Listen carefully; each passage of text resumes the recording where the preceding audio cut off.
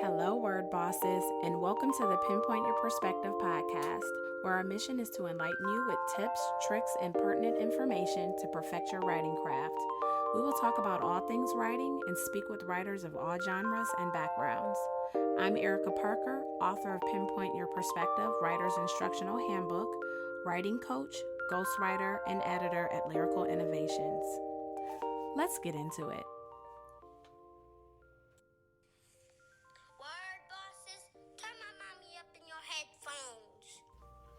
Hello, everyone. This is Erica Parker on behalf of the Divas That Care Network on the Penpoint Your Perspective podcast, where we discuss all things writing.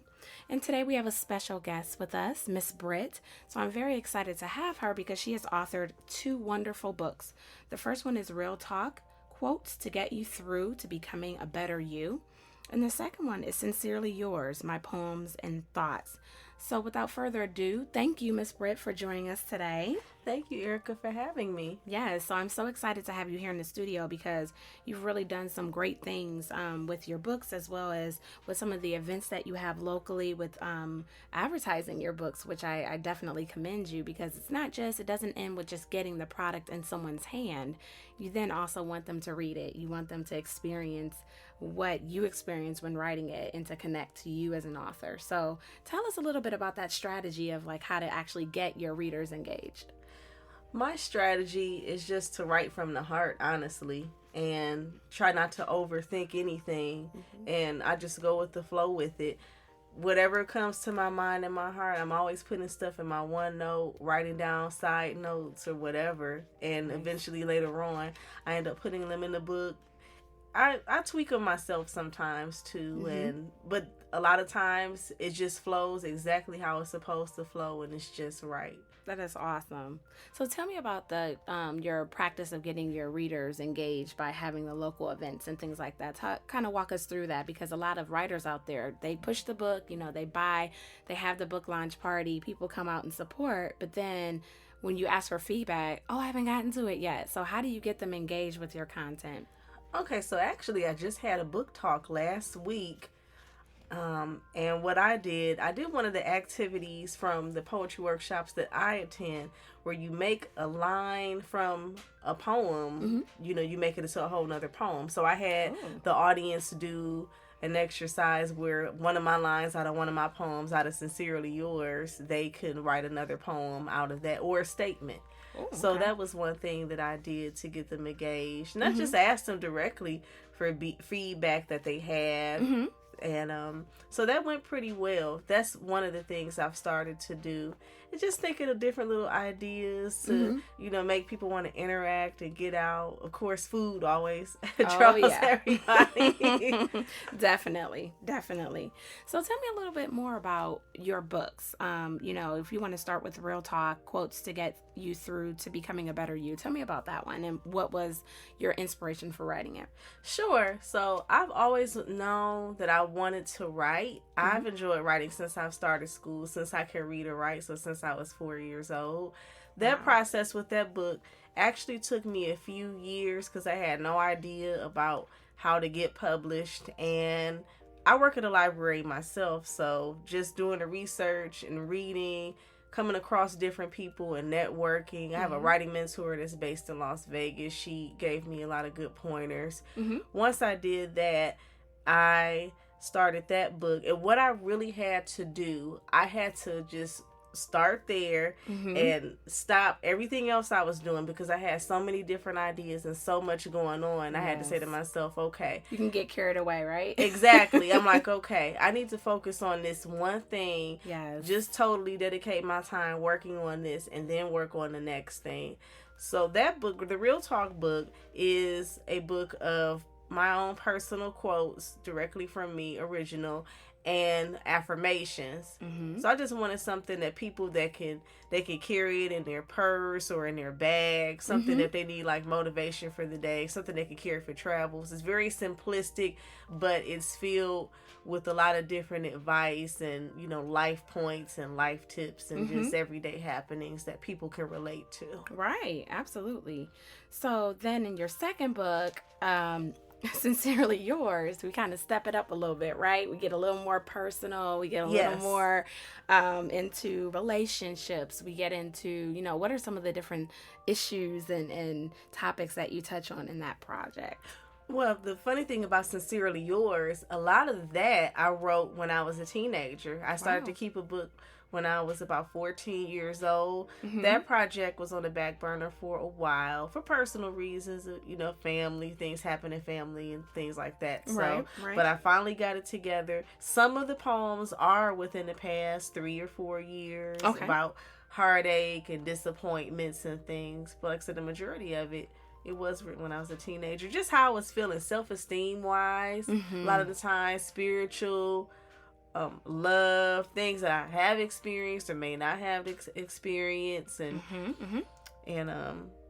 it took a lot to come out with it. Was it more so journaling, or was it the love of poetry? And, what do you think was your main reason for writing all these thoughts down? I really enjoy the format of poetry and everything. Once high school, I started in high school and writing. We had to do like little projects. I was like, oh, I like this. So I continued on just over the years, and teens, 20s, like I said, the more current things. And just kind of really came back around to it within the past, few years, and put everything else together for that book. Okay. So what do you think is one of your poems in the Sincerely Yours book that you would like to share with whoever is listening out there today? I know I'm putting you on the spot. Oh, no, that's okay. Everyone, I think every writer has a favorite piece, short story, poem, whatever it is. Is there anything in particular that you're like, I don't know, I think I connect the most with this, and I think the listeners would? Anything that kind of defines you? That defines me? I would share one of how I used to feel. Okay. So how you used to feel. You're not there anymore. You've moved past it, but... No, with self-esteem. Okay. And we all, as women, we go through that where...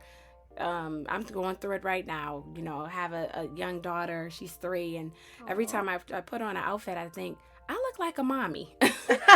And it doesn't matter how cute the outfit is. I'm like at the store, like, yes, I'm about to own this. And then I bring it home and I put on my accessories and I put on my makeup, and I'm like, I look like a mommy. Like, I don't want to look like this. I want to go on my date night. I want to look nice. So I do definitely have the mommy insecurities right now. But we're ready to hear whatever it is that you want to share with us. You know what? I'm actually going to share Being Black is Beautiful. Oh, nice. Because I remember, and I never told my parents about this. It was just a perception that they had on television, and it was no one that looked like me. And I remember being in the tub and remember looking like I thought I was turning white, and I was like excited about that. And I'll think about that when I got older, like that's really, really crazy.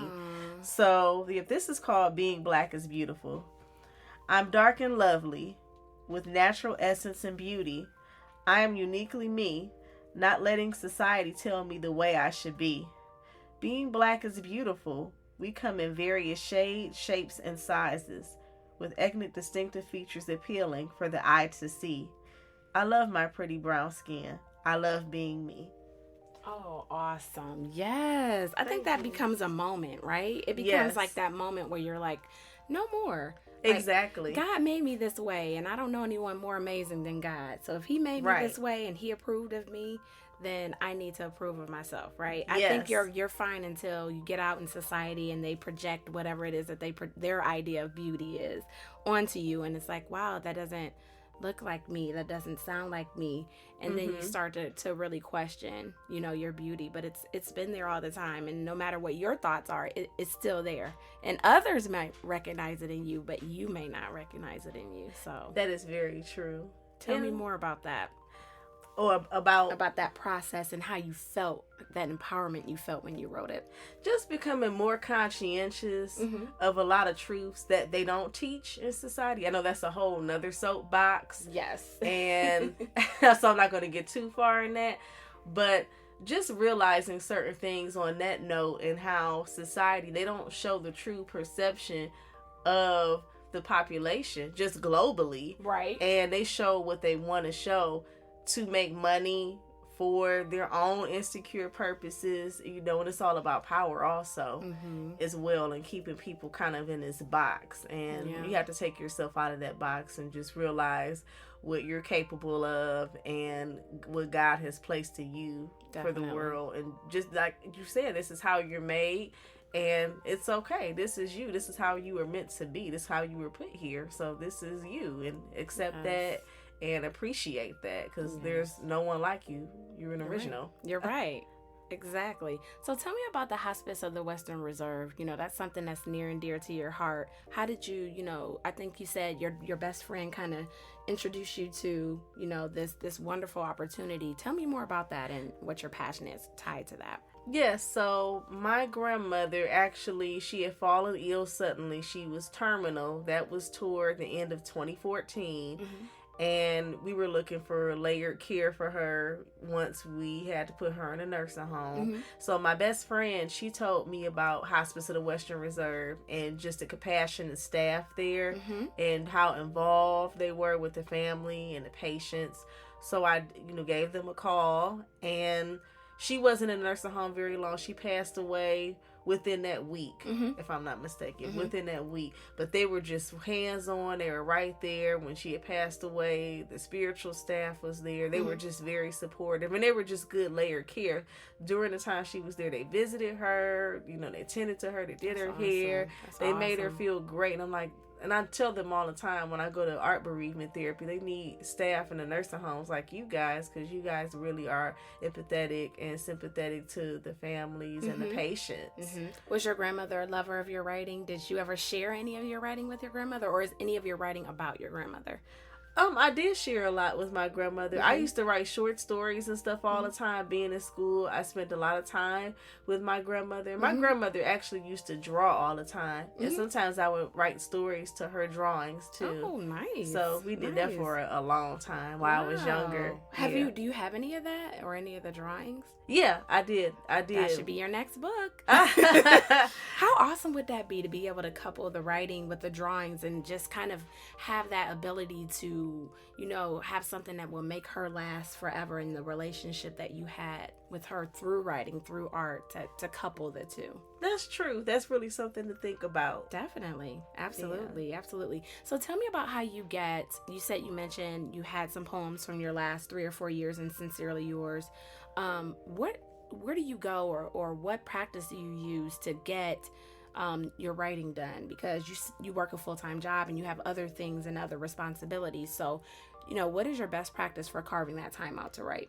I am very unorthodox. So mm-hmm. when I'm at work and I'm thinking about something, mm-hmm. or just some emotion or whatever comes over me, mm-hmm. I'll write it down. Okay. I'll write it down, or I'll add it to my flash drive, because I'm always working on new material, and mm-hmm. I have material now that I'm working on my next poetry project. So nice. A lot of that will be in there, and it's just really, the next one is going to be like the rest of the exhale, I think, of heartache and disappointment and all those things, more on the personal end, right. More so. Right. Mm-hmm. So tell me, if you could do anything, I know you mentioned short stories, if you could do anything other than the poetry and the short stories, what would you take a stab at? What do you think would be something that you would be interested in trying? Genre-wise for writing?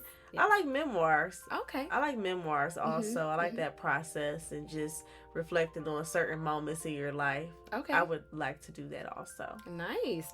Any particular era or time or anything that was kind of pivotal for you that you think you would like to write about? Probably just since society has changed, like, Erica, and this short span of time from when we were kids, probably about, mid 80s to like early 90s, of growing up and going outside and doing the regular stuff. Life was great. Yeah, kids don't know how that feel now, and it wasn't that long ago. That's right. The scary part, and the world is so different. Yes.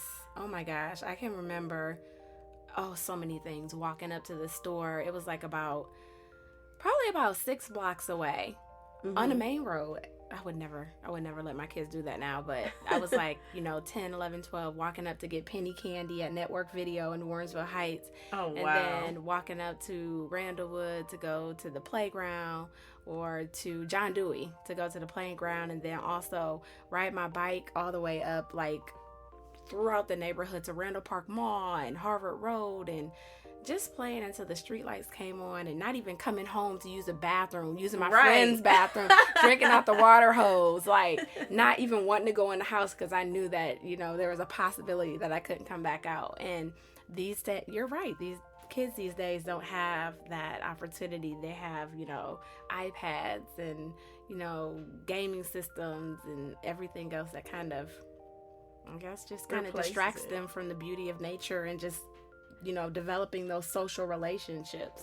And that's important, and that's why I like a lot of in-person interaction and communication. And my biggest thing about technology, this is what I always say at events I go to, it's our biggest convenience and it's also our biggest hindrance. There's no balance. Absolutely. And you need balance. Kids need to experience that stuff and everything, just being carefree and simplistic and not having their eyes on a screen 24/7. Right. Run through the sprinklers and do stuff like that and play sports and do all those crazy things. And you know what I realized was that I think a lot of it is also falls on parents, because if I tell my daughter who's 3, hey, let's play hide and seek, she'll drop that iPad. It'll be smoking. I mean, she would drop it and run to go play hide and seek with me. So I think a lot of it also can sometimes fall on the parents. And we have a love of reading in my house. I've been reading since, like you said, as long as I can remember, since I was 4 years old. And they love to read, and they love to, experience the magic of reading. And that, grows their imagination, and they make up stories and we write them down. And that's so awesome. It's definitely, we had that. So we have to make sure that in a certain capacity, making sure that it's safe, that our kids have it as well. So that love of reading and love of life. I think also too that the imagination is lacking now because of the technology. People don't put much into the creative process anymore because they have so much at their fingertips. Yeah. So that's why I say I just like to write from the heart. I really don't rely on stuff online as much as it's heartfelt stuff or observation from just people watching and things like that in regards to that process. Absolutely. So what can we expect from Miss Brit? Like, what do you have going on? I know you mentioned you're working on your 3rd book and poetry. Is there anything else that we can expect from you, or how can we find your book? Where can we find it? My books are available on barnesandnobles.com and amazon.com. Just type in my author name, Miss Brit, MISSBRIT, and you should get the hits for the books. I am looking to do more events soon, so probably later fall. Here in the Cleveland, Ohio area. Yes. Because we're gonna claim that international podcast, but they can still support you by jumping on Amazon or Barnes and Noble to find your book. But yeah, here locally, here in Cleveland, Ohio, Brit has definitely been putting on some really great events to keep her readers and supporters engaged. And I definitely suggest anyone that's an aspiring or published author out there to do the same. Not just settling for, okay, they bought the book and on to the next sale, but just engaging them and letting them feel that connection to you as an author, as well as to the book itself, so that when your next book comes out, it's a no-brainer. They're definitely excited to support. Right. And what I like about the books and the feedback that I have received, they are simplistic reads, but they give you a lot also to take with you. So it's not like a novel, it's not super heavy, because I'm an author of brevity, and I do that on purpose because I know how society is and how fast paced it is, and today's and age and all of that. And I just want something people can have and take with them and just think about life again for a moment and, really take that with them. Absolutely. Well, I have definitely enjoyed my time with you, Miss Brit. I think that the listeners out there are really going to get some great, encouragement from reading your books and get inspired. And please come back anytime. You're more than welcome to come back out and join us. And for those that are listening, please, make sure that you're checking in for our Penpoint Your Perspective episodes. They come out about every week or so, and we talk about all things writing. So please either follow us on Instagram and submit your questions that you might have for upcoming guests, or period, whatever topic you might want to hear from us. We are more than happy to share that knowledge with you. And until next time, take care, guys. Bye.